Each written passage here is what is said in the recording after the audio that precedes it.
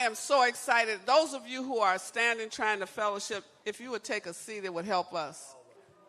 And if you stop having private conversations, that would help us also. Shh. When you're on a panel or you're in front of people, it's very difficult to talk over multiple voices. We thank God that Mr. George Frasier was able to stay with us all day. Give him a round of applause. And everybody wants a picture with him. Everybody wants his autograph. Can't have it. Buy his book. Yeah, George Frasier. He was sitting up front, but he has to. Come on back here. Give him a round of applause. Stand up for Mr. George Frasier. He knows more about wealth building and family building than anybody I have ever heard. You promise? Just one thing. Less than a minute. People. I just turned 80. But that's not my biggest accomplishment. My biggest accomplishment is I've been married to the same sister for 52 years. That's why I look so good and I'm still in my right mind. That's point one, and then I'm finished. I want to say this to you, and I want you to think about this. If you're a pastor in the audience, I want you to write this down because this is your next sermon. I said it earlier. I asked for flowers, and God gave me rain. God does not give us what we want. He gives us what we need. We are the rain. They are the thunderstorms. We need a lot of us doing a little instead of a few of us doing a lot. Whoop, there it is. That's gangster. Gangster. I'm from Bed-Stuy, Brooklyn, New York. If you're from Bed-Stuy, Brooklyn, New York, you're either a thug or a gangster. I'm a gangster. You're gangsters. We are the rain. Our leadership are the thunderstorms. When we water the flowers, we will get what we want. That's on us, because ain't nobody saving black people but black people. It's been 400 years and we ain't saved. Who in the hell are we waiting for? We're waiting for us.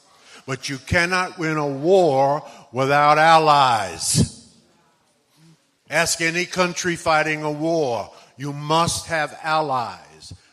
And there are those who do not look like us, but understand us, empathize with us, have intellect and resources that can facilitate and assist us. And we must recognize them and give them the podium too. That's my story. I'm sticking to it. I'm going to bless you and release you and go back to Cleveland. Oh, thank you, bro. I forgot. Where is it? What did I do with that? I had a look. Thank you. All right. I'm sorry. One more. This is called shameless self-promotion. The 24th Annual Power Networking Conference will be in Atlanta. The 24th. Forbes magazine named it one of the top 5 conferences in America not to be missed. Not one of the top 5 black conferences, but one of the top 5 of all conferences. It is a place where you connect, grow, so that you can prosper, so that you can do the ultimate, and that is to learn, earn, and return. We have a lot of us learning and a lot of us earning, but not enough of us returning, and therein lies our problem. You are returning. You're here. So, if you'd like to go to the conference, I have a special Operation Push offer.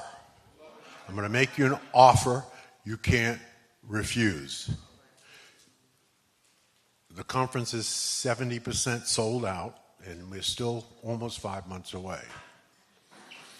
It is not an inexpensive conference, because we have the baddest brothers and sisters on the planet that speak at this conference. Jesse has spoken at it 2 or 3 times over the years. So instead of paying $2,000, if you'd like to go, you can have it for $499. $499, which means that we're going to have to subsidize your attendance because that doesn't even pay for the 4 meals that we serve at the conference. So I'm going to be here for another 7 minutes, and the offer ends when I leave because you can't go on the website and get that. So if you want, take advantage of it. I'll actually be in the back. I don't want to disturb this, but this has been marvelous. I have been refreshed and re-inspired, and I thank Reverend Jackson. Tell us about the family, George. Really? Okay, right. No. Huh? Can I tell you about the family in 2 minutes? Okay.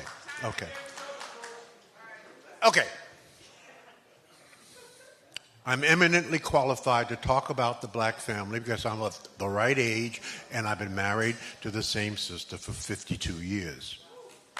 The black family is in a state of crisis. It is a very delicate subject, but it must be discussed.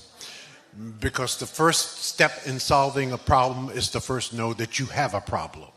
And we have the number one problem of the 5 major issues that we must solve in the next generation, and that is the destruction of the black family. Marriage in our culture is at 23%, down from 80% in the 50s when I was a kid. 71% of our sisters are not married, and 29% of them will never get married. 66% of black men are not married, and 35% of them will never get married. This is a modern black woman and male issue. There is a war between the black male and female, modern black male and female. So let me say this and still be loved. 72% of our children are born out of wedlock, and 80% are raised in a single-parent household. Now think about this. God demanded that a male and a female together makes a child. So it is obvious to me that he also demands that a male and a female must raise a child. We're not doing that.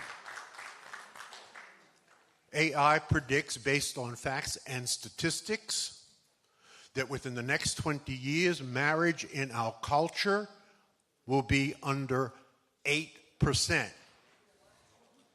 That is an existential crisis. There is no culture in the history of humankind, brothers and sisters, that has risen to maximize their full cultural potential without family at the center of that culture. This only exists among African American Negroes right here.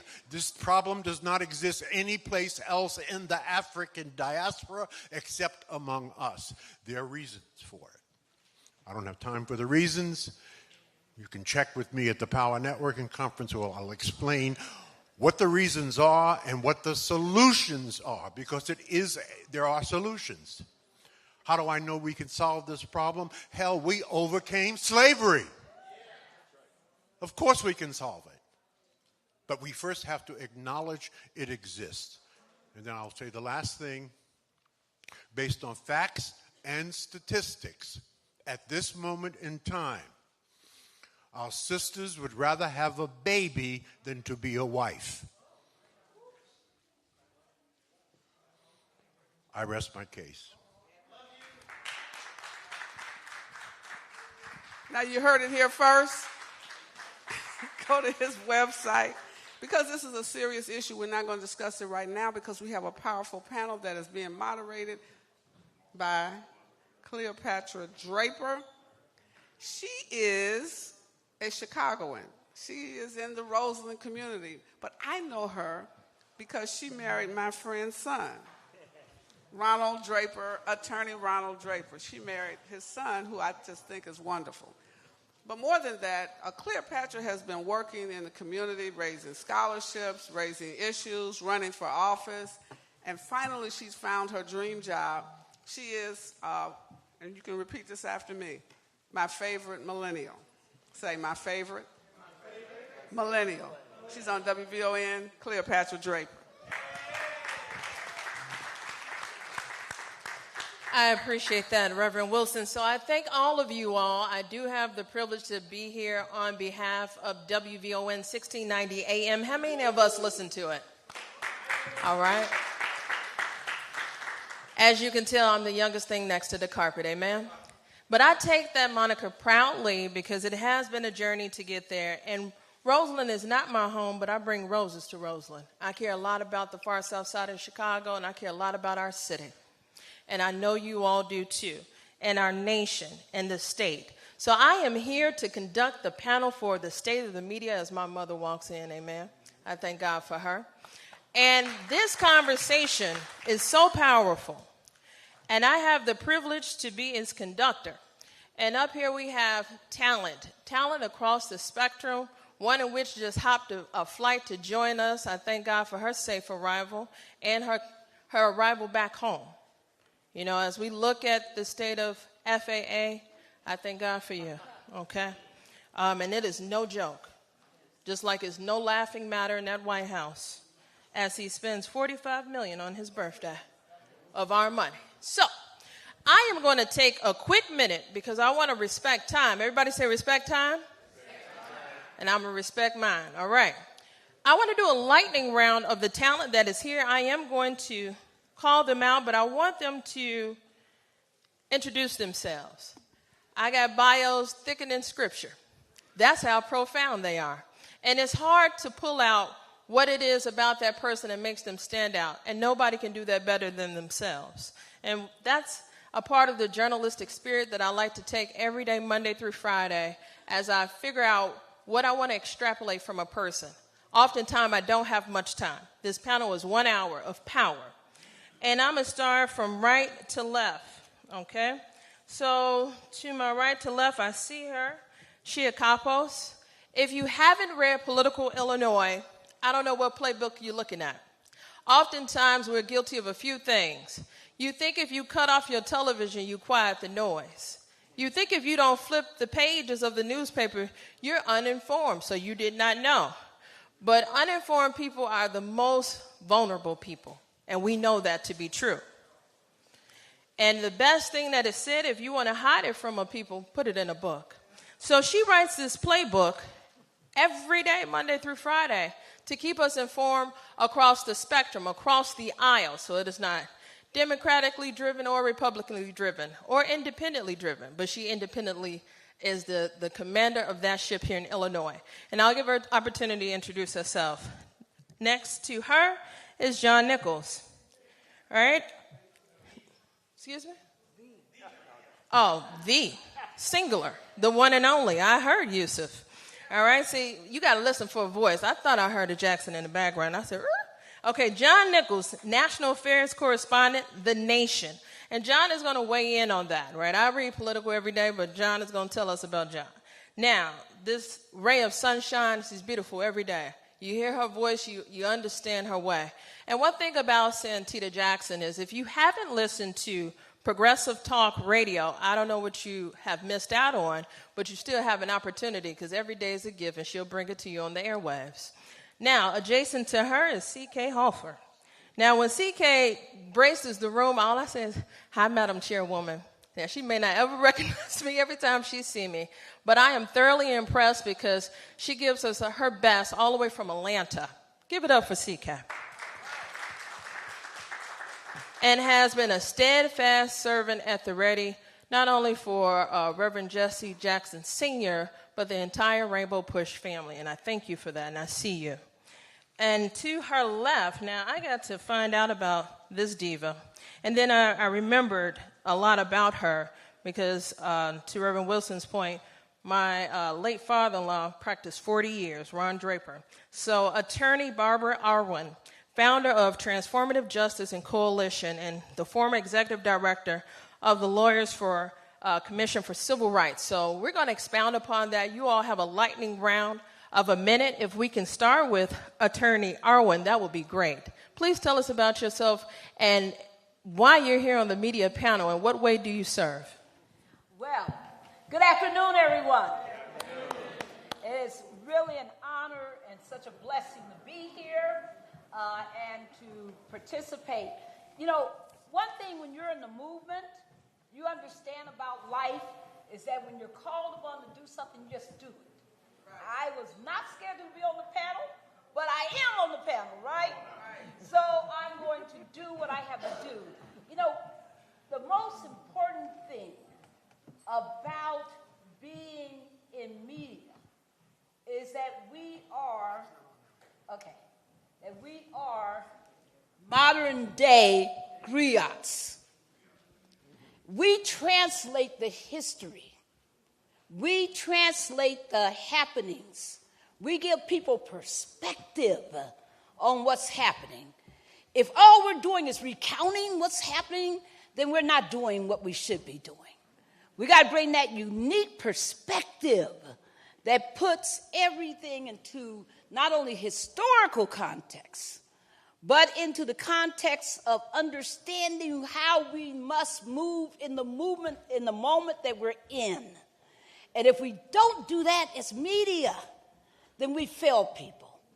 So I think that it's so important that this panel is being held because it is my joy to listen to a Santita Jackson.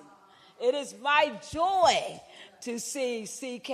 It is my absolute thrill to read John Nichols and to see all of these wonderful panelists who are here today because we're doing the work. And the question is, when it comes to media, all of us do work. And that's where people get it wrong. I always point out to people, because folks are always telling me, oh, Barbara, we got to buy this or whatever media. And I say, do you realize that by the time the mainstream media knew about Michael Brown in Ferguson, over a million plus people were already actively engaged? People are always trying to tell me about what we have to purchase, but they don't understand the black vine. And there's a real black vine in this country. Because every time, if I go right now to somebody's home, they're going to be showing me the latest dance. And I'm going to be showing them our latest version of it. Because we live in a culture. We're culturally connected. And the question is, how do we always keep translating that into political connection so that we are always empowered? Thank you so much. All right.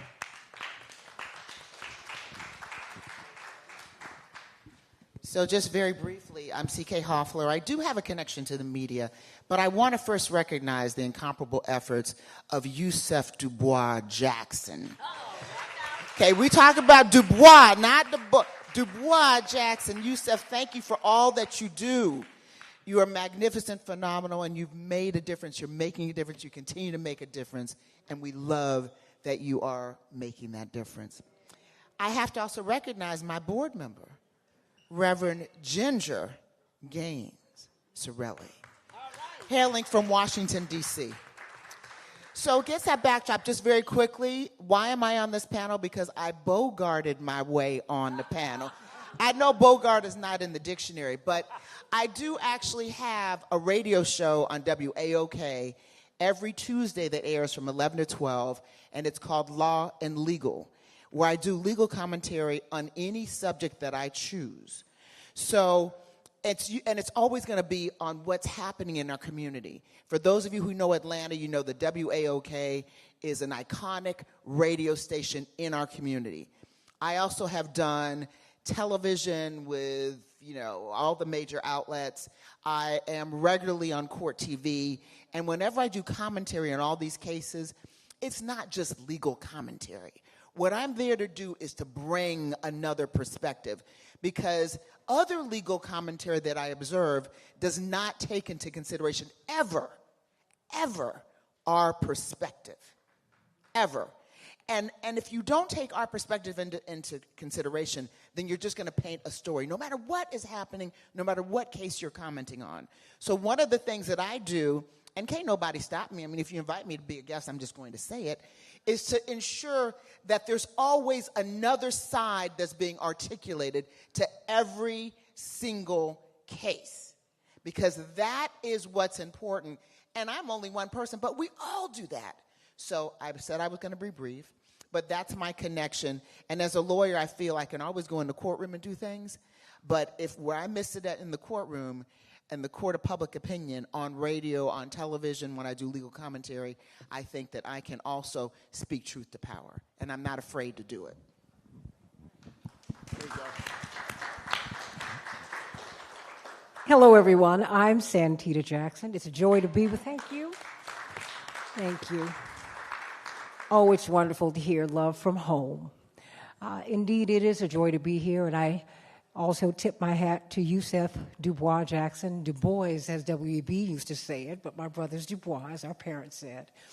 I'm so proud of the work that he has done. I'm proud of the work that Congressman Jonathan Jackson is doing. I'm proud of the work that Congressman Jesse Jackson Jr. has done. And, my sister, Jacqueline Jackson, Dr. Jackson, is a professor over in Japan.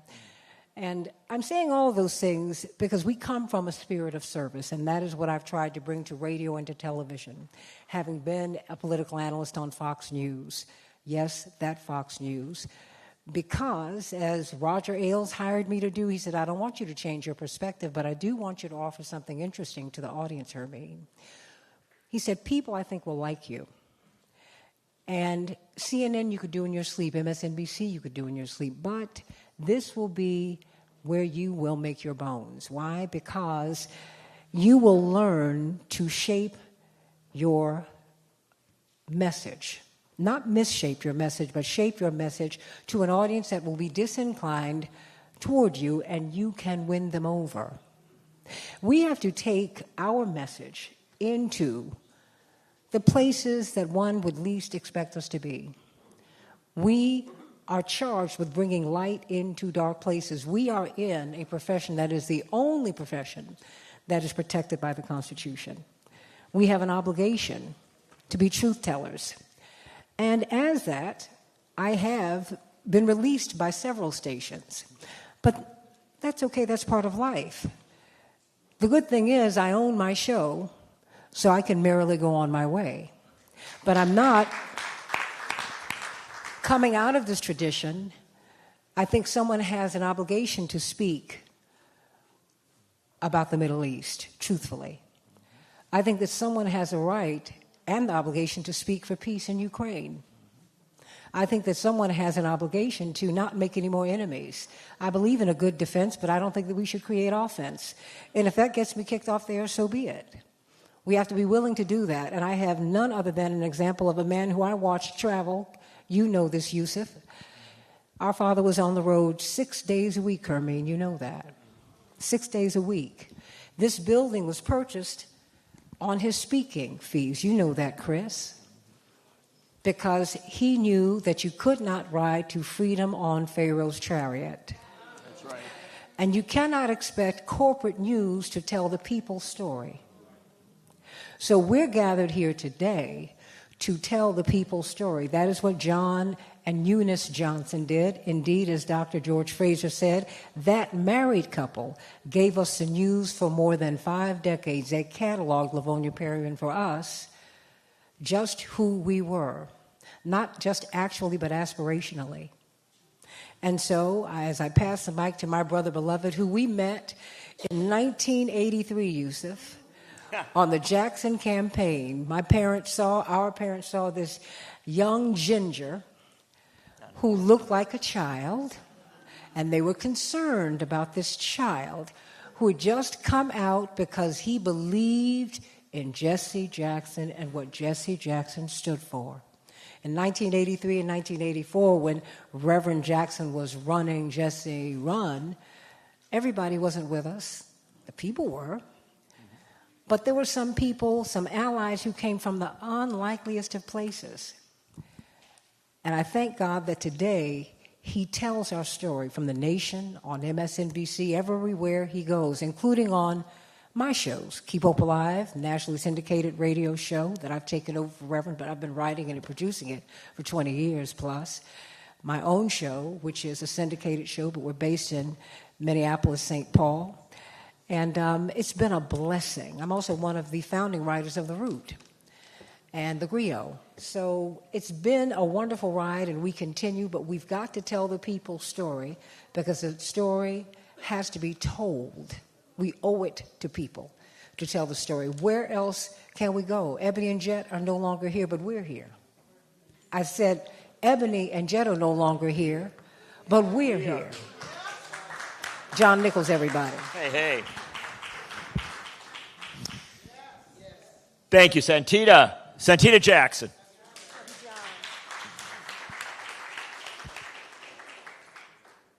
Well, this is the day that the Lord made, and we shall rejoice in it. But the only way we rejoice is if we hear the news, right? You can be inside yourself, but you have to know what's going on around you and beyond you, around the world. And the only way you get that is through a media. And the crisis is, again, I'm not going to do Psalms all the time here today, but I will tell you that they ask you a question: if the foundations be destroyed, what can the righteous do? Well, the fact of the matter is that most of our media system has been destroyed. We have lost so many of our newspapers, so many of our journalists, so much of what was of quality on television and radio. Now, we have wonderful people here who are doing the job. And we have people who are picking up in new media and doing incredible work. But as somebody who's written 6 books about media and democracy, the most recent with Bernie Sanders, and as somebody who kind of went into journalism in part because of the Jackson campaign and because of how it was covered, and an understanding that politics had to be covered differently and better, what I will say to you right now is that we are not winning. We are not winning the fight to have a media that sustains democracy. The tragedy is that as newspapers close, as journalists get laid off, as television and radio gives you a steady stream of weather and sports and crime reporting, but not a lot of politics and not a lot of news, we are in a moment where it is absolutely too easy for propaganda to come in, for hate to come in, for misinterpretation, disinformation, all of that. And so I'm on this panel today with someone who I've called a sister for a very long time, and other folks who I respect so very much, not to talk about myself, but to talk about what we need to do as journalists and as consumers of journalism to make sure that in the 21st century, we have the same information we had back 80 years ago when the black newspapers of this country during World War II launched the Double V campaign: win against fascism and win against racism. The fact of the matter is, we need a media today that says exactly the same thing: win against fascism and win against racism. Solidarity. Wow, I can't compete against that. That's good energy. Hi, my name's Shia Kappas. I write and report. I'm a news reporter. I'm not a commentator. The Illinois Playbook for Politico. If you know Politico, we cover government. Thank you. We cover government and politics across the country and across the world. And about 8 years ago, 10 years ago, Politico decided they were going to franchise their daily newsletter that went out nationally. And they decided to put it into different states. And most of the states that have daily newsletters have full legislatures that operate year-round. Well, Illinois did not have a year-round legislature, But at that time, Rod Blagojevich was making a lot of news. And editors in Washington were like, we really need to have a newsletter there because there is so much news coming out of Illinois. So now there is this daily newsletter that I think we can thank Rod Blagojevich for it being here, And this newsletter comes out Monday through Friday, and I report as a news reporter, having been experienced writing for Crane's Chicago Business and the Sun-Times. I follow journalism ethics. I follow the process of journalism and reporting my news, while a lot of other folks take my stories and analyze them and digest them and opine on them, which is great. That's a different media. But for news media, I'm approaching it as a journalist.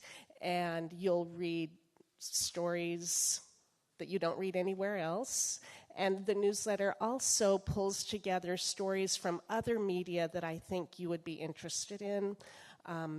I look at the newsletter, and you're familiar with it. I look at it like a newspaper of 20 years ago, where I'm putting together a front page, and I'm telling you what the best stories are that you need to read, and from me and from other sources around the city. So thank you for having me.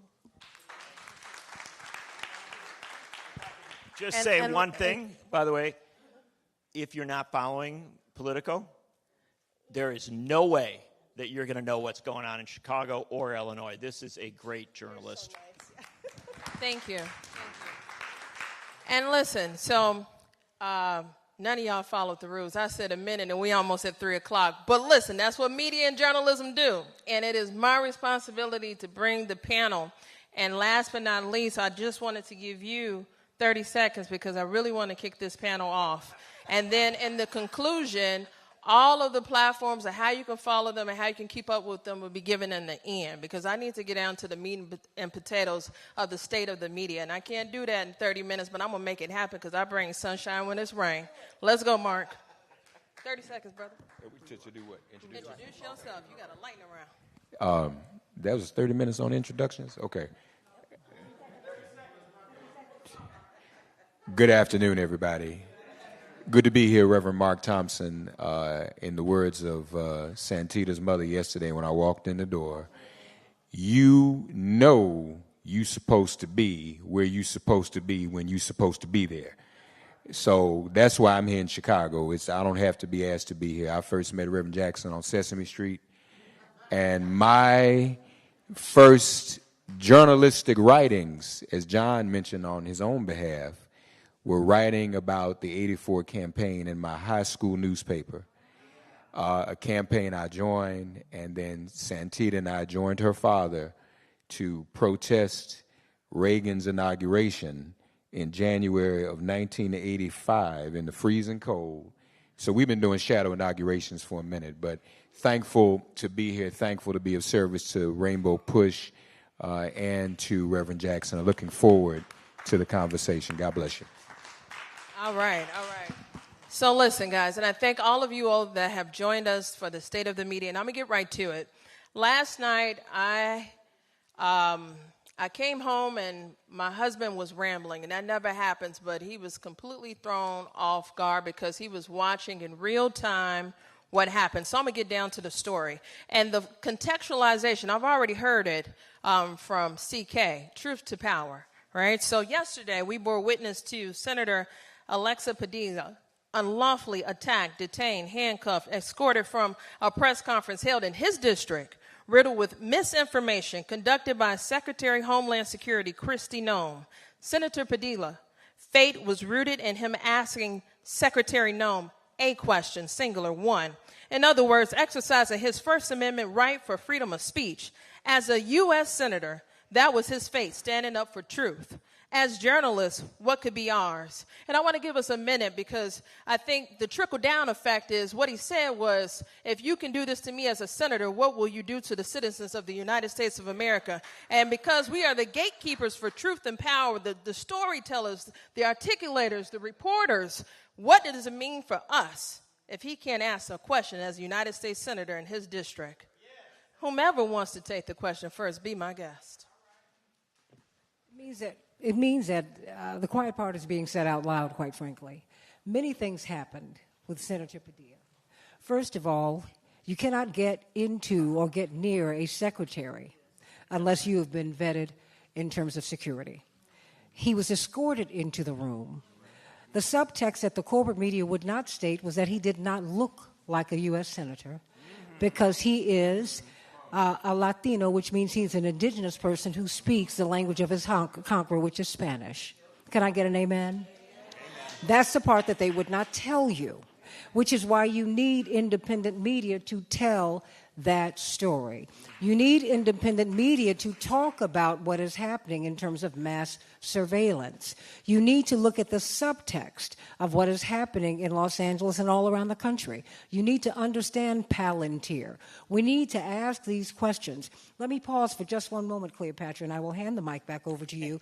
There's some tremendous journalists who are here, who are not on this panel, who I want to acknowledge. Someone who was part of the 83-84 campaign, who has been a Democratic analyst, and someone who has directed campaigns, is an award-winning journalist on television and radio, and someone who's helped to shape Reverend Jackson's message for more than 40 years. Lavonia Perryman from Detroit is with us. All right. Come on, everybody. One of our longtime members who has a global television and radio show, The Female Solution Global, Naima Latif, is with us today. Come on, everybody. When you want the story, Cleopatra, these are the people who give you the story, the so-called man on the street interviews. That's what has to happen. What happened was, it was shocking, but not shocking.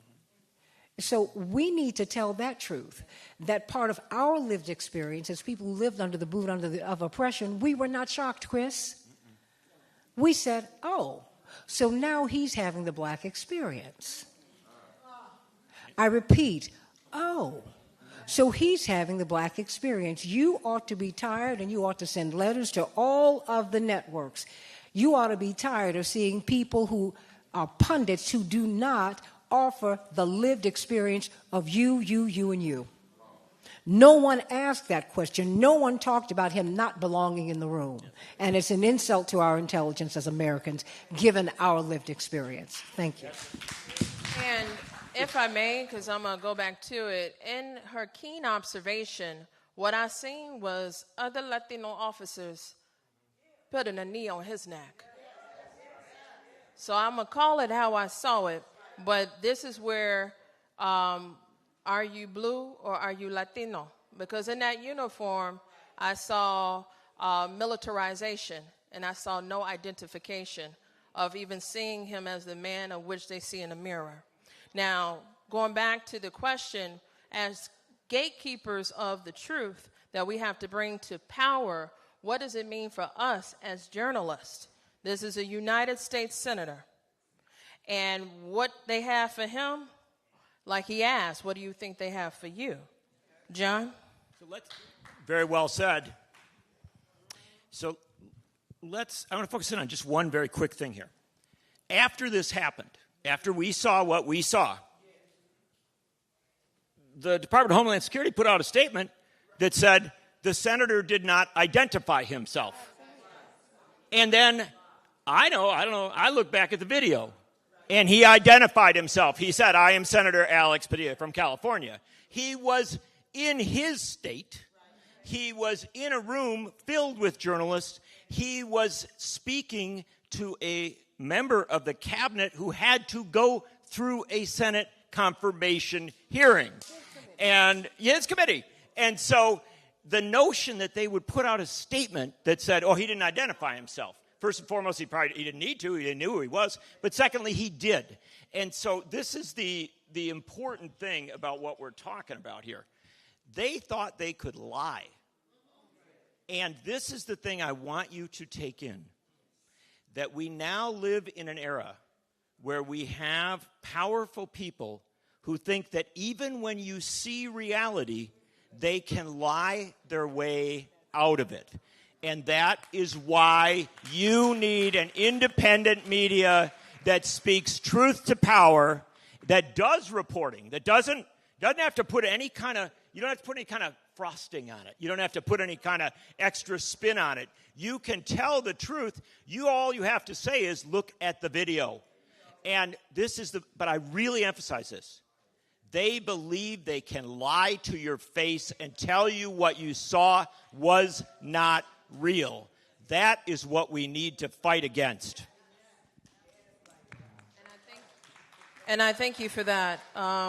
Was dancing in my head is when our mayor, the mayor of the city of Chicago, Brandon Johnson, quotes Tupac, "Real lies recognize real lies." You have to really pay attention to what you're seeing and what you're hearing.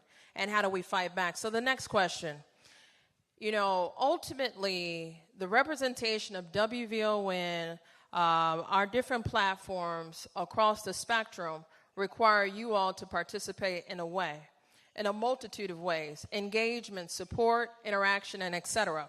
How can local communities hold media accountable?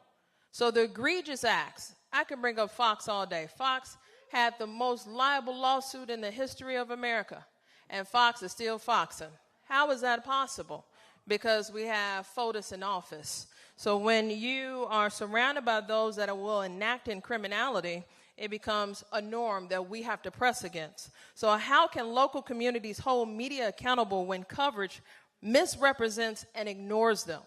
Case in point, black women.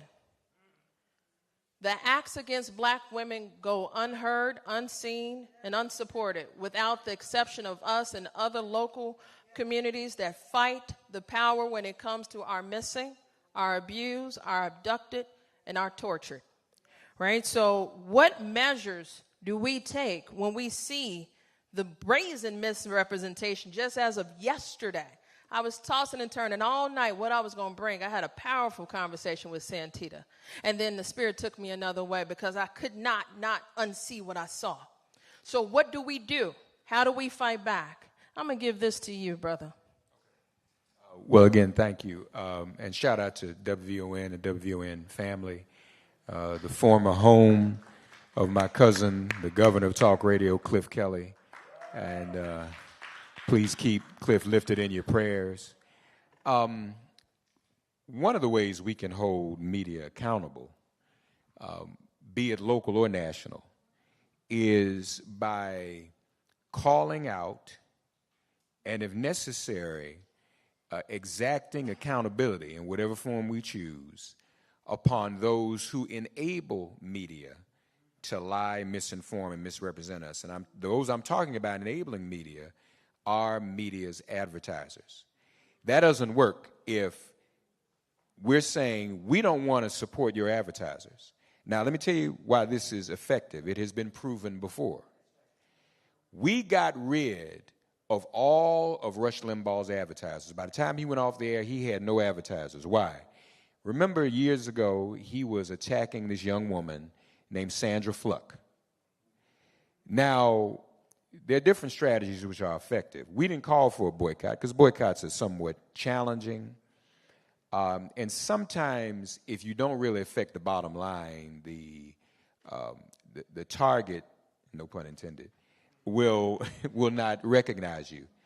But let me tell you what works. What is as powerful as a boycott, y'all, is if a brand feels that their brand will be sullied or be seen in a negative light. So we looked at some of these brands on Limbaugh and some of these brands on Fox. That's why Fox only has a few brands now. The MyPillow guy, everybody pulled off because we said, look here, you all are financing and enabling hate and hatefulness. And those brands said, well, wait a minute, we don't want that. Sometimes that's an even bigger threat because you can't measure it. And no real corporation wants to take a risk of their name being associated with something negative, and all of a sudden, just by, attrition, folks stop buying your product. It may not happen today. A lot of us, to this day, pass by the Shell gas station, don't we? Because they're forever associated with it. There's not even a boycott going on anymore. But some of us just become inborn. We ain't buying no more Shell. That's just in our spirit. And I think that's what's going to ultimately happen with Target as months go by. It was just organic. We don't want to go to Target no more.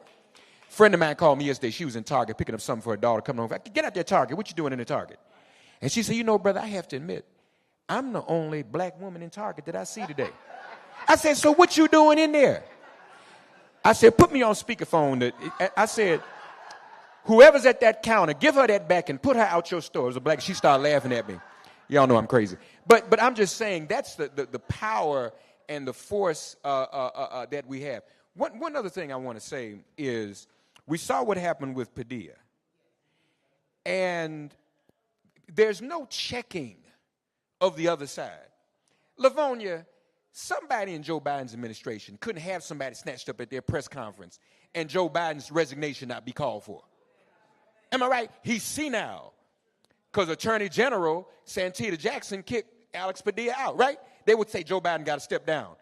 The media doesn't even challenge what the man is doing. He just does what he wants. And now why is that? Watch this. Everybody's into sensationalism and clickbait. So they mobilize their base with the foolishness. We're going to jump on Padilla. We're going to send National Guard. We're going to send the Marines in.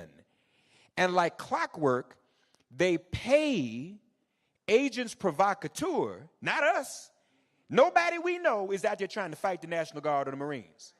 These are paid provocateurs. And what does that do? It creates footage for Fox, creates footage for campaign ads. Padilla yesterday was for a commercial. So they could put a commercial on television of them beating up Alex Padilla. So we have to understand all of that is the agenda, and the mainstream media helps to push it because we all get fascinated. Last thing I'll say is this. The corporate media has an agenda. They want the ability to buy and sell freely, right, John? And you can't really do that without the FCC being involved. So they want to play up to Trump's FCC. So they want to get rid of all the progressive and all the African-American, Joy Reid, people who are on television, right? So that plays up to the FCC, Trump's FCC, so they can do whatever they want to do with it. That's really the real agenda. But how we fight back is by supporting independent media, our own black media, our black newspapers, our black radio stations, and anybody else who's not like us. We say, we're going to say something to your advertisers if you don't change your ways. And advertisers, if you don't make them change their ways, then you need to leave them and come on our side.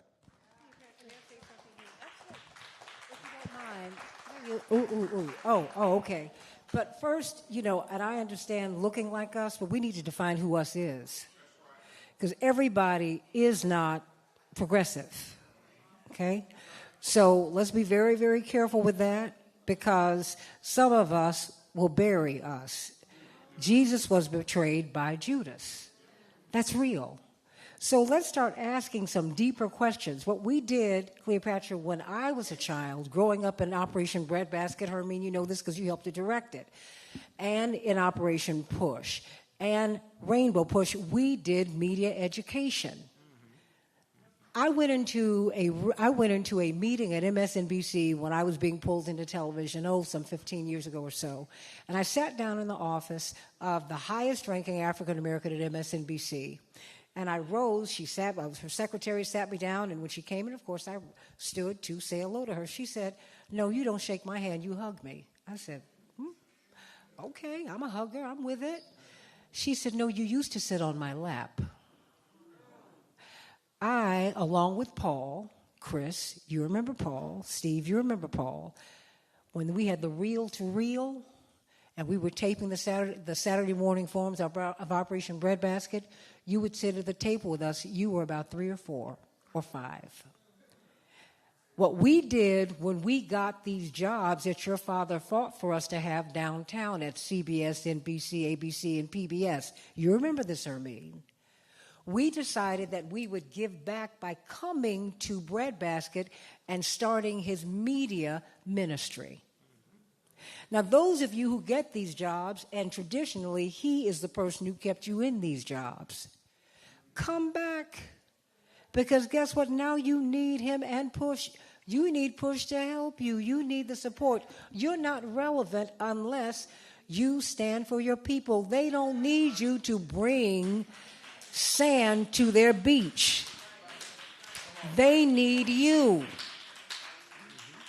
So I'm not trying to take up everything today, but I just want us to have the proper frame. Because many of us see black faces in high places. They're not going to save us.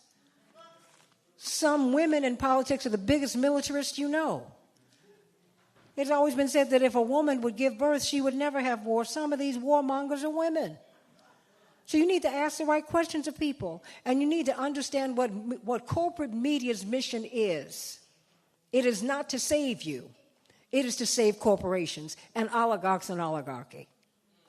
That is why independent media, WVON, AM 950 Radio, which is my home station, we are the only progressive black show on the whole iHeartRadio network.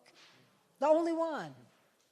And you must fight to get them on. Whenever you see him on MSNBC, you need to reach out to MSNBC and say, I want to see him again. When she's on court TV, she should have a TV show. Why doesn't she have a TV show? How can you pick up someone who is unqualified, underqualified, and put them on television and keep working with them until they finally make some sense? You ought to have an insult level. And you need to demand on these television shows and on these radio stations that Cleopatra is lifted up. Because you need people who speak for you. Not just about you when they don't even come around you. So that's that. There it is. If I could just, can you hear me okay? There's a lot of attacks on whatever corporate media is, but I think the public needs to make a conscious effort to know where their news comes from. Are you reading or listening to somebody who is opining just because they have an opinion? Or are you reading or watching news that is reported in a journalistic way where you know that they have fact-checked their material, they've interviewed multiple sources, people who are knowledgeable, and reporting the news the way, in a factual way? You live in Chicago. The Sun-Times is dedicated to the South Side. How many people read the Sun-Times every day? You got to, you know? You have to think about where your news is coming from and that it's not just opinion, it's coming from journalistic authority because that is coming to you in an objective way. So then you can decide whether it's right or wrong. And you can opine about it if you want, but at least you know that it's coming from a fact-based source.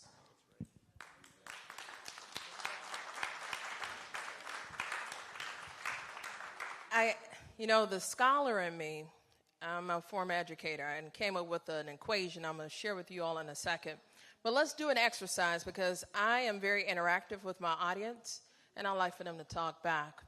Listen, how many of us, in all honesty, get our news from social media? Raise your hand. Social media, I mean Facebook, Instagram, TikTokers, whatever you do. YouTube. I know black people be on YouTube. I'm not accusing all of us in this room. But I am going to get down to a message. Because when the question was asked, how many of us subscribe to Sometime, I just seen Harmeen like we was in school. All right? Proud. How many of us know the difference between the white pages we read? How many of you all subscribe to the Tribune? Wow. The bottom line is, there was a question that was presented to me, and I said, you gave me this question, right? And the bottom line, there's a distinct difference in white mainstream media. Because like she has said, whatever corporate media means, right? It means whoever can pay the bill to change the narrative to spin your understanding of what it is and what it ain't. Because real lies recognize real lies. The equation I have for you all today, based off what I heard, was the media minus the man and then the master plan. That's what it equals. Are you in the picture? Some of us not even in the frame of what I just contextualized for you. So I'm going to say it again. The media minus the man equals the master plan. Bottom line, they're intertwined. When I was listening to Reverend Thompson, the Spirit told me, can you see the difference? Because the question begs for Shia, what she's asking is to who wrote it and where did they get their source? This is an exercise I practice regularly in my house. You're not going to tell me what they said. Because the number one question is, who is that? Right? Well, I heard. Well, where did you hear your source from? It is a natural exercise that I can't help because I've been this way and wired all of my life. Because that is how we get to the promised land. You can't get there if you don't know no direction. Amen? So I'm going to continue because I got 10 minutes with you all, but I want you all to think about the media and the man. Because what Reverend Thompson said is, where was the opposing attack? I woke up this morning to Speaker Johnson declaring war on Padilla and how he needed to be sanctioned. Another party telling me what to do in my party. You don't run my party. But you know what? I think Speaker Johnson questioned that. He said that's not how he would have handled it, and he thinks the House should investigate it as well as the Senate investigating. But this is what he missed. Nobody asked him his thoughts, opinions, or views. What he needs to look at is that big, ugly, grotesque abomination of a bill and do better. Well, that's a whole other story. This is the spin of where you question me and my authority and my integrity, but you lack it. I want us to critically think about the master spin of chaos. How dare you question how I run my party? Where if you speak in your party unspoken to, you gone. There is a distinct difference. Now, I'm not opposing Democrat or Republican. That's not the stage today. But until we get some integrity that way, how dare you? So I want us to think about that. So the next question, how do you suggest we respond, and we the people respond, when we see harmful or distasteful false stories circulating? We've all, if you haven't been a victim of it, Lord knows I have, we've all either have heard in the wind, said something that ain't true, or read something that is the furthest from the truth. But from the highest level of those that have been vested with the authority of the people are executing this as truth. What do we say to our communities, and how do we combat that? Bottom line is, the tribe is downstairs. They some bad zennials and millennials. But they can only exist if you support them. And their iteration of what truth they're bringing is from a whole nother perspective. They're bringing life to a table where life is leaving. So how do we combat these false narratives, especially when it comes to our communities, our city? When I hear what people have to say about Chicago, I fight in a whole nother way. When you're talking about my neighborhood or my communities that are adjacent to me, how do you fight back when it's mainstream media, right? Especially in the weaponization of this era. CK. Well, as someone who is, my microphone is on, is it? Okay. As someone who has sued the media successfully a few times, of course, people don't have the money to be involved in litigation. But so that's not the solution. That is one solution when you got the right case, the right attorneys that can bring it and win. But I do think a solution is, especially with these young folks who live on their phones, they learn on their phones, we have to take our communities back. We have to educate our young folks because we cannot rely on the federal government to educate the young folks.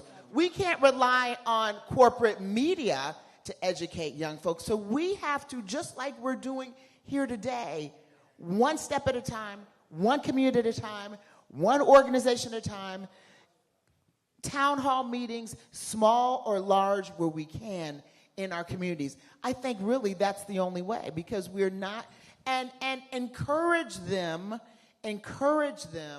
to listen to black media, independent media. We have to encourage and teach them that, because they're looking, when they wake up, they look at their phones and they don't see it. So it's really, especially if you're a parent, an auntie, a grandma, anyone, everybody in this room, that's the only way I see it happening. And while we're talking about that, we got to recognize Winona Redmond from Win-Win Communications. I saw her come in. She's right there. We've got to recognize her, ladies and gentlemen. She's bad to the bone. And then finally, I just want to make one comment about how black women are under attack. We talked about that earlier. We have an incredible woman amongst us, India Walton from Buffalo, New York. Right. She dared to run for mayor of Buffalo, New York.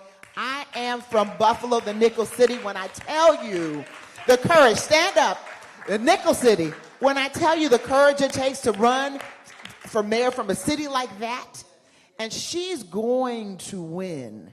Yeah. So I want us to show her, Rainbow family, how much we appreciate her and support her when she runs again. Let's give her a round of applause. Please stand. As if I may say so, just one moment. She actually won the nomination 4 years ago. And then what? Then they took her down. Well, then they took her down. They took her down, and now they are, even though she is not running, they are now in media. Cleopatra, they are now running a campaign against one of her allies, and they've put her on the cover of the paper. And they're spreading lies about her. But she came in through Jeff Cohen and Norman Solomon, our longtime allies from Fairness and Accuracy in Reporting and Roots Action. She's come in. And so we just wanted to share that story. Thank you, CK. Okay, and I see Jim Zachby in the audience, too, who's on our board, a Rainbow Push. Well, I saw you earlier on the panel. Just wanted to recognize you again. Thank you for all your support over the decades. And if I may, I got to acknowledge him, and I feel so proud in this moment. Our attorney, Black General, is here. That's Ben Crump in the building. I see you. That is the Black Attorney General. Wait a minute, Ben Crump. I didn't see you walk Ben in. Crump, Where's Ben Crump? You. Hey, this is the Okay. Ben Crump. Okay. Wait, Ben Crump, you got to come to the front, Ben Crump. All right. I didn't see him walk in. Oh, I'm about to. I'm a Delta. And that Omega man, I see you, Omega man, from this Delta woman. I see you. That's right. All right, I just had to do that for a second. All right. We will resume our regular program now that the Black Attorney General has addressed us. And I want to go back to John. John, please respond. Sure, very quickly. Let me just build on what CK said, because this is a big deal. And it's easy to hear a smart comment and then kind of head out and do whatever else you were going to do. Her emphasis on media education is the answer to all of the questions that we're going to ask. Because the fact of the matter is, we blew it when this thing came along. We blew it. We didn't do education about how to consume media off this phone. And as a result, you learned a very powerful lesson. Propaganda comes for free. Journalism you got to pay for. Propaganda comes for free. Journalism you got to pay for, right? And we didn't teach that. We didn't emphasize that. Now, I happen to think journalism should be free as well, but we got to find ways to support it. Bottom line is this. We are in the midst of an AI revolution that is going to transform everything about how we communicate.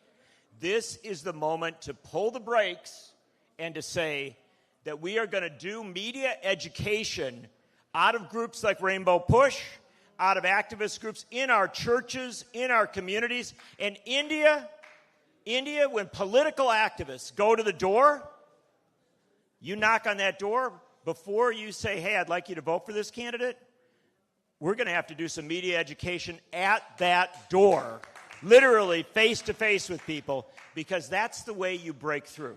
And the fact of the matter is, that's putting a lot of pressure on activists, but I know the people in this room. I know a lot of the people in this room. You've had pressure on you before. Now is the time to recognize media is a political issue, and if you don't step up and do that education, if you don't knock on that door and say, I want to tell you what's going on, and then I'll tell you about what I hope you will do about it, if we don't do that, we are going to let the propagandists win. We cannot let them win. We've got to build our own media education system. So, before I let us out of here, in some way, somehow, AI impacted you today. And in a later time, we will dive into that because it is the way of the world, and it will be transformative between 5 to 7 years. The way we see today will be of tomorrow, okay? I want to give time for us to digest the platforms of where you can find us, how you can support us, because I thought the question that was on my mind was reform.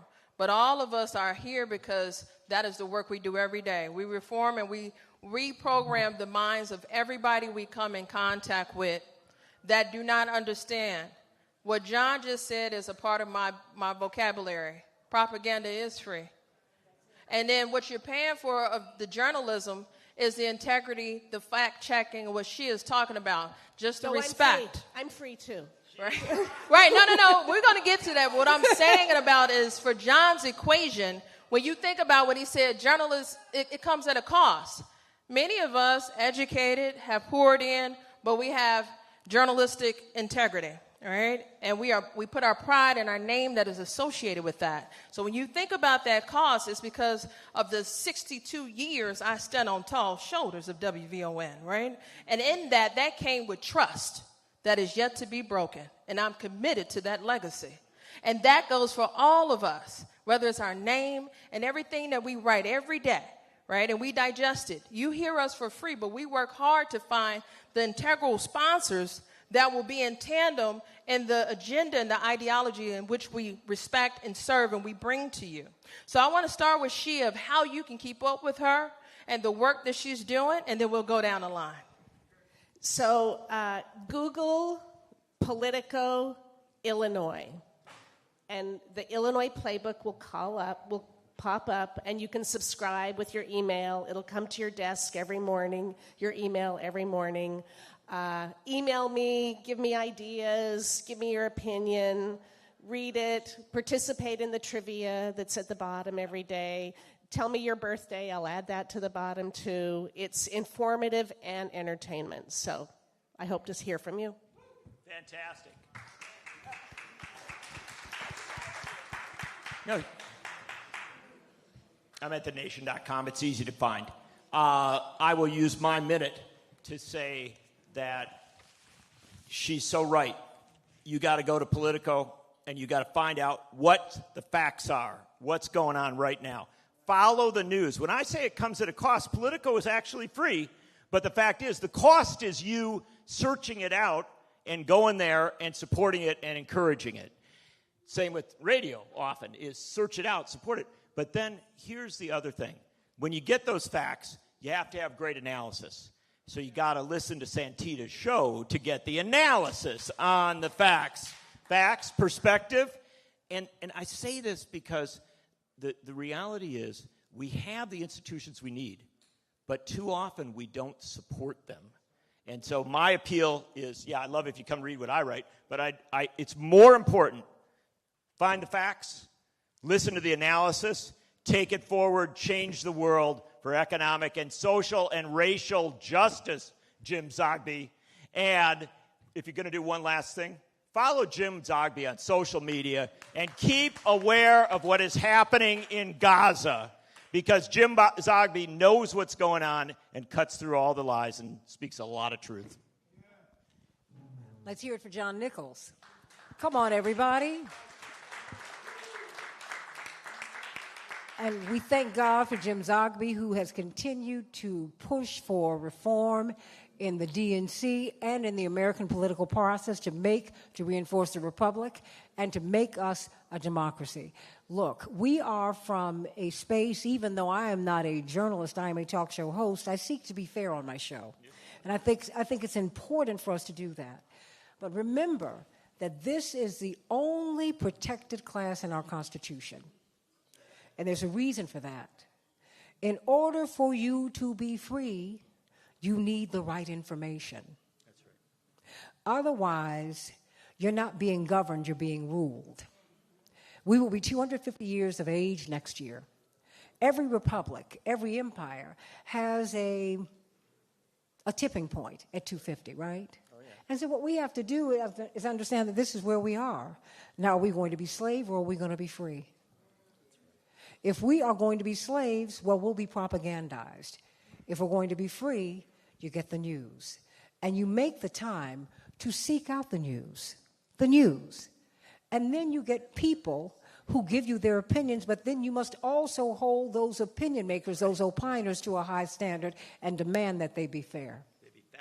I was passed a note when I was on a radio station, and I said, this doesn't sound right. I am a registered Democrat, but I'm an independent. But more than that, I'm an American who seeks to be free and fair, more than that. And the owner of the station went back and forth and said, you better. I said, well, no, I'm going to have to do it this way, because one thing I cannot do is lose the credibility of my audience. If I must do that, then I will leave in the middle of the show. Not a problem, but I will do that. So I went on with the show, but with the caveat that I don't trust this story. Before I got off the air, the story had been disproved. That's right. What if I had gone with the story full bore, like so many people do? I don't want to lose the trust of my audience. I don't think that that's right.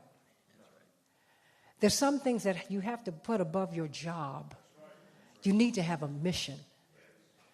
Our people need truth. Our people are hurting. They're shouting at the congressman in both houses, I'm about to die. You have the obligation to save their lives and to speak not their truth, but the truth. That's why we're here. Amen. Thank you. So I'm going to introduce myself. It's been an honor to host this panel. I'm Cleopatra Draper. I am the newest host, well, the second newest host of the midday show, self-entitled Cleopatra. You can catch me 9 a.m. to noon, Monday through Friday, 1690 WVON, iHeartRadio. I am very proud to represent WVON, and I'm humbled at the opportunity. And we focus on culture, politics, and arts, and our analysis is piping hot. So all my tea sippers and coffee drinkers, I see you 9 a.m. on Monday. The honor to be here with you. You can find me on your podcast app, Spotify, Apple, Make It Plain with Reverend Mark Thompson, or just go to makeitplain, PLAIN.com, and get hooked up. We've got to support our black-owned media. I just received this, CK.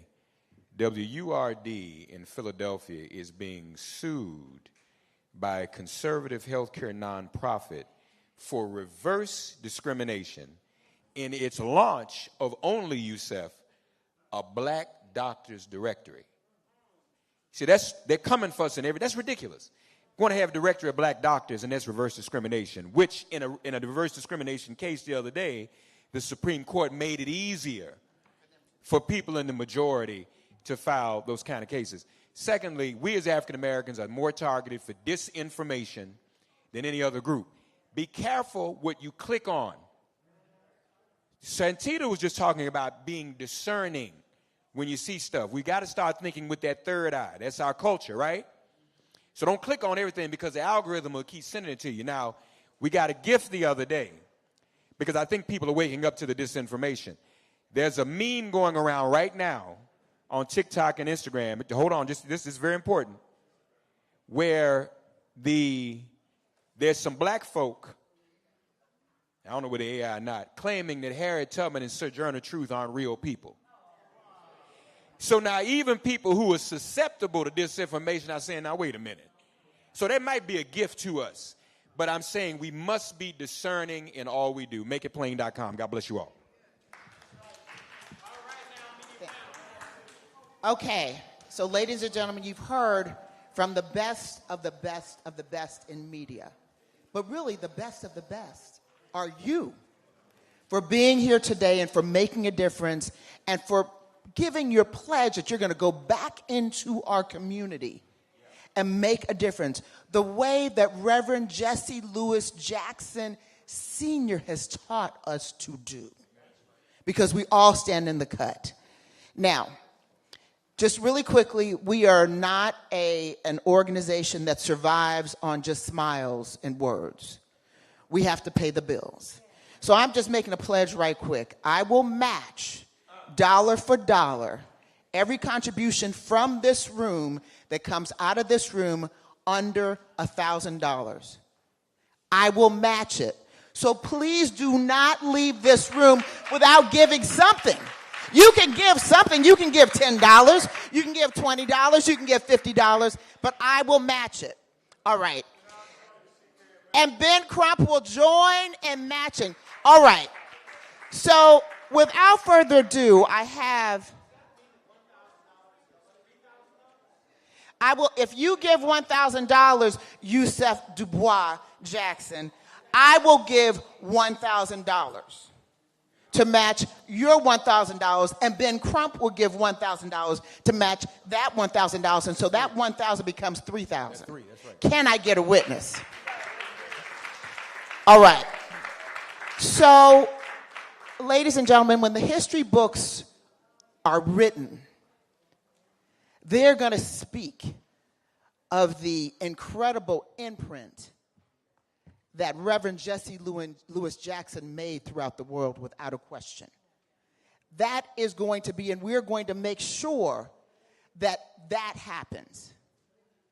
And ladies and gentlemen, there is a person in this room who I've known for probably 30 years, even though I'm 37 years old and been in practice for almost 40 years, and who is a combination of Dr. Martin Luther King, who's a combination of the incomparable Willie Gary, who's a combination of W.E. Du Bois, and who's a combination of his frat brother, Omega Psi Phi, Reverend Jesse Lewis Jackson.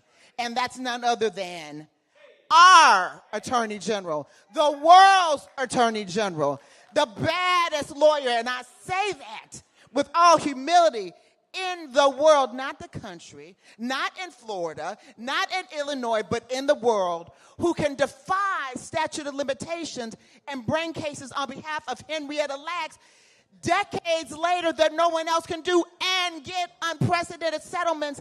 And that is none other than the incomparable, the unbelievable, the incredibly humble, and who's going to match every dollar, Ben Crump. Let's give him a round of applause, and he's going to bring us a word. We got to get on our feet, ladies and gentlemen, and welcome our Attorney General and the world's Attorney General, the world's lawyer, past president of the National Bar Association, member of Omega Psi Phi till the day he died. The hooks are going to come up. Ben Crump, we love you. Thank you so much, CK. Good afternoon, everybody. I'm sorry I'm late. I got here as soon as the plane would get me here, Yusef. Reverend Thompson, to so many of you all, I am always emotional when I come to the headquarters of Reverend Jesse Jackson, because unlike, I think, anybody in my lifetime, he has sacrificed so much to give the next generation an opportunity to not only survive, but to thrive. So I just want us all to give Reverend Jesse Jackson and his incredible pedigree a great round of applause, because now more than ever, we need our leaders like Reverend Jackson to stand up and be accounted for. And so C.K. Hoffler, even though she's young, she is one of my mentors, and she helped train us to always speak truth to power, whether we're arguing in the courtroom or the court of public opinion.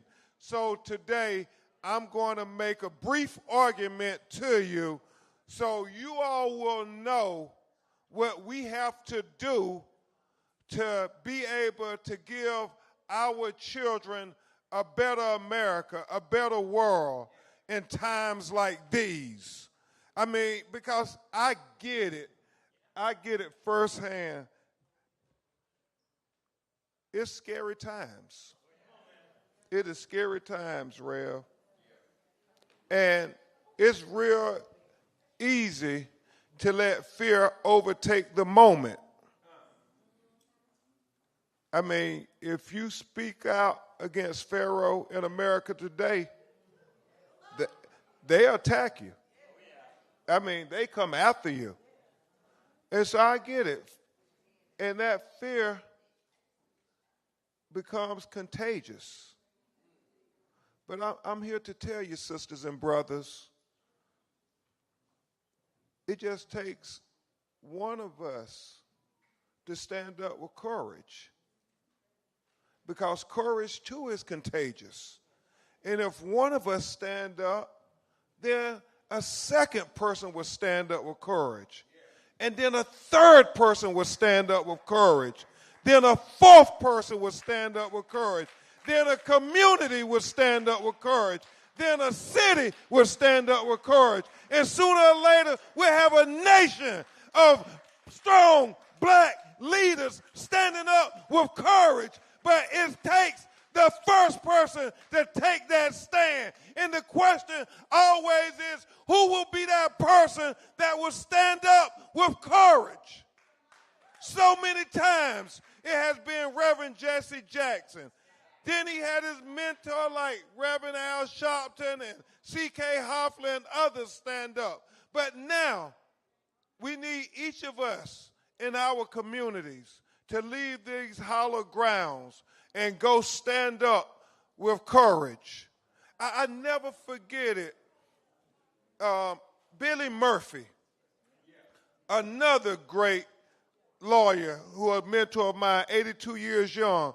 Billy says to me all the time, Attorney Crump, when I see you on TV, I get excited because I know no matter what, you're going to speak truth to power, no matter what the situation is.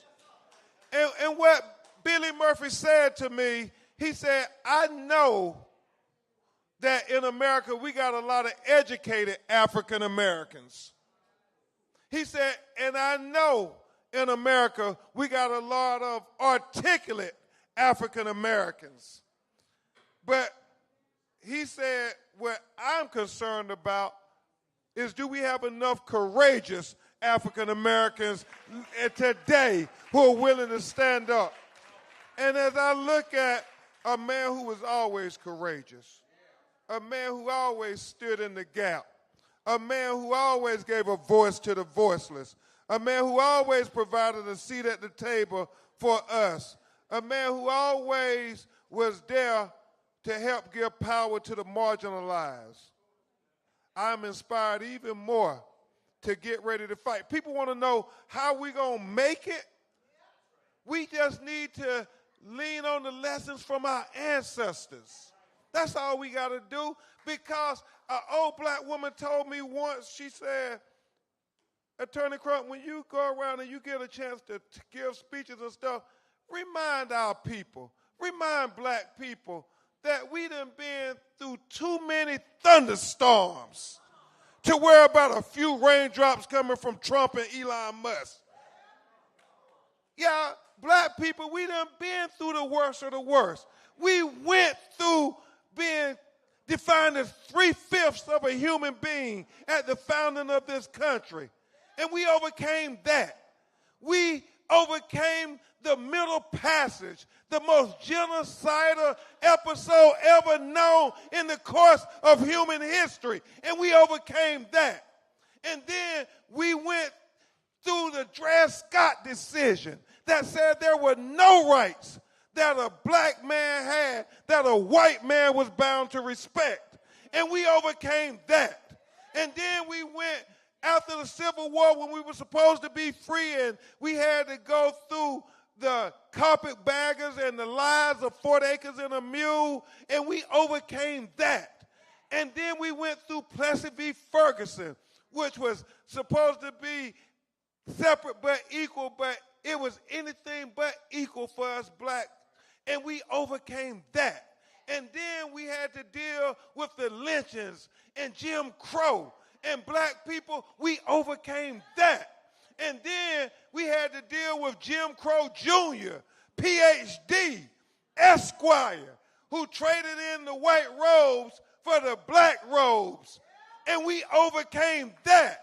And so what that reminds me and tells me, that little black woman was right. black people, we done been through too many thunderstorms to worry about a few raindrops from Donald Trump and Elon Musk. We gonna be all right. As long as we know what our ancestors went through and we lean on that. CK, we have to lean on our ancestors like Angela Davis, who said, I will no longer accept the things that I cannot change. But every day I wake up, I will fight like hell to change the things that I cannot accept, like racism and bigotry and brutality of our children. I mean, our leaders have already given us the blueprint. We have to lean on our ancestors like Malcolm X, who said, we must always remember we didn't lose because we were outnumbered. We lost because we were out-organized. And right now, at Rainbow Push, in the presence of a great organizer who's been organizing all his life, this is our opportunity to start organizing right now.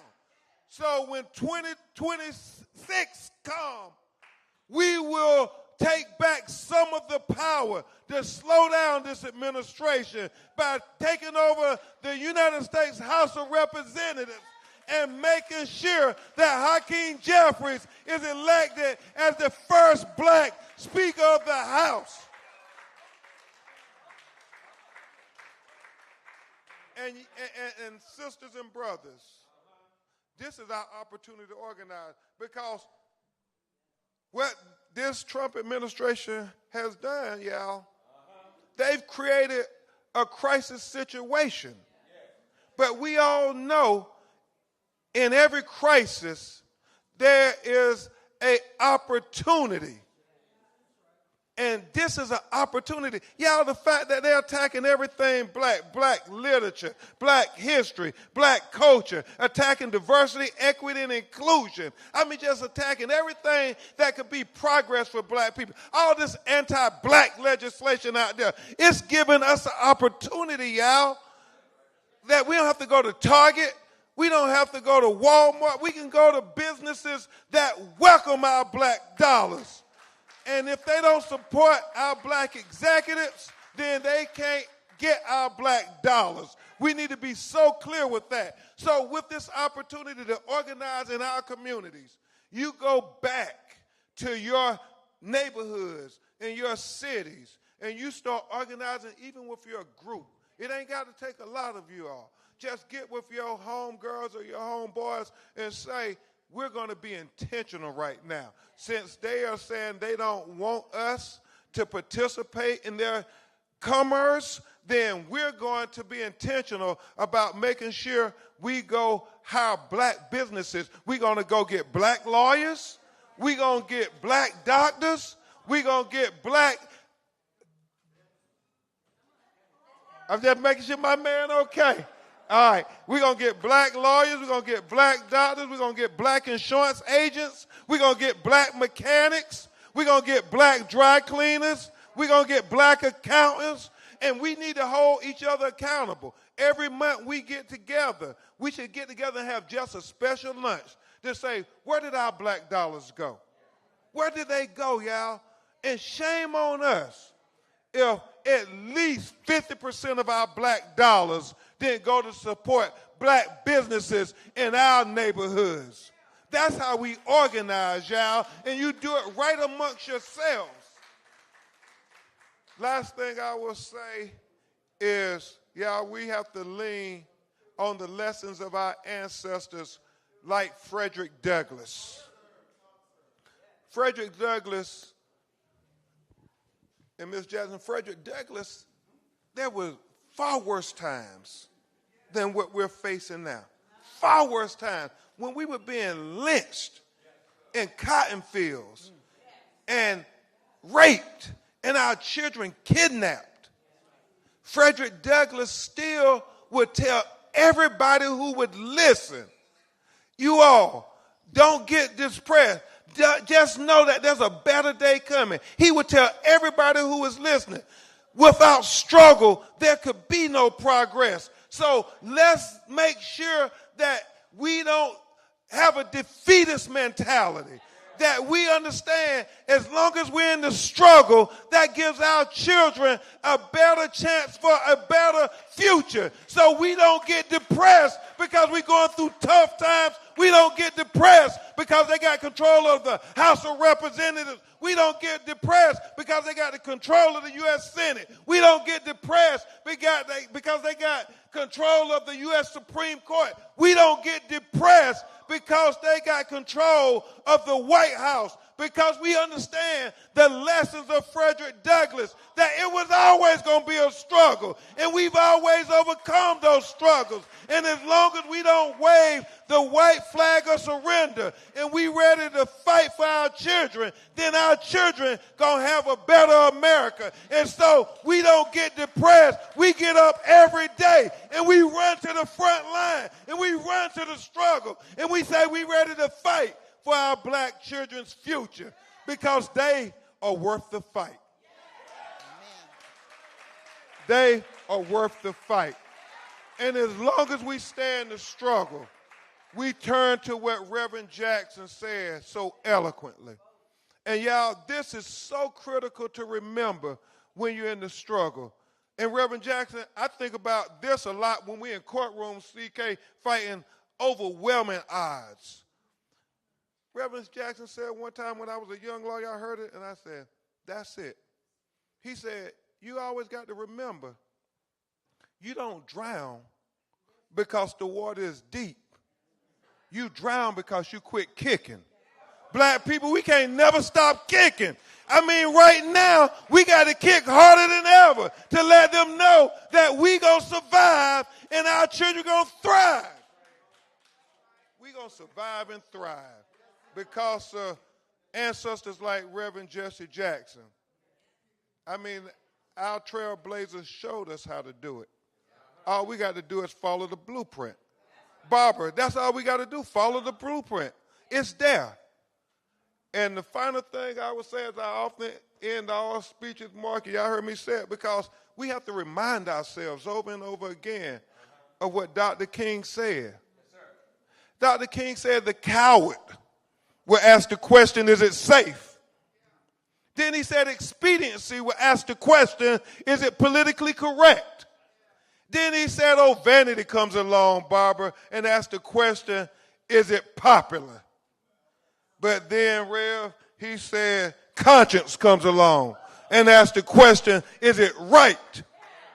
And Dr. King said, there comes a time when one must take a position that's neither popular nor politically correct or not even safe.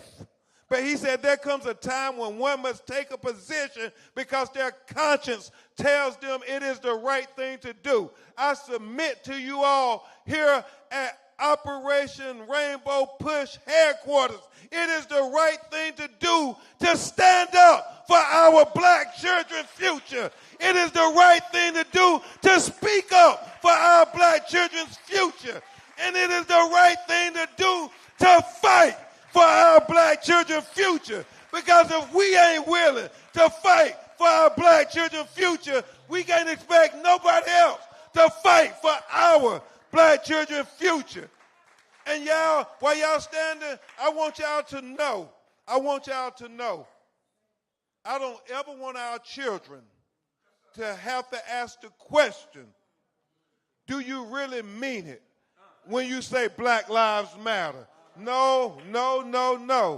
I want my little 12-year-old daughter, Brooklyn, to know every day, not by what I say, but by what I do, that I love her and I believe in her future so much that I'm willing to fight for her, I'm willing to sacrifice for her, and if need be, I'm willing to die for her. Because our children got to know that's how much we believe in their right to have an equal opportunity at the American dream. And we got to fight for our black children's future until hell freezes over. And then we got to be ready to fight on the ice. Amen.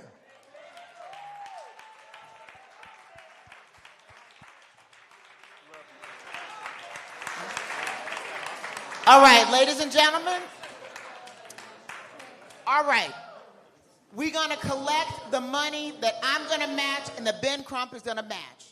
So please, if you can give $10, $5, $20, $100, $1,000, give it. I see there's an offering basket up back there. Please do it for our children.